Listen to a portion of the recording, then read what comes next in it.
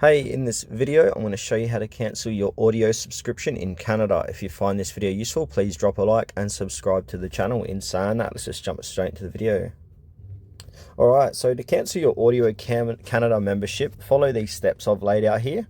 So the first thing you need to do is go to the Audible Canada website and sign in with your Amazon account credentials. And then from here, you want to go to click on your name at the top of the page to access the drop-down menu, then select account details. Then navigate to the membership details. So under the account settings, click on membership details. And then from there, scroll down to the cancel membership section and click on cancel membership button. And then follow the prompts. So Audible will provide a series of prompts to confirm your cancellation and offer potential benefits to say.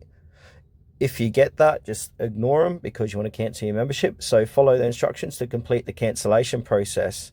So after cancellation, you will still have access to your purchased audiobooks, but your membership benefits will end.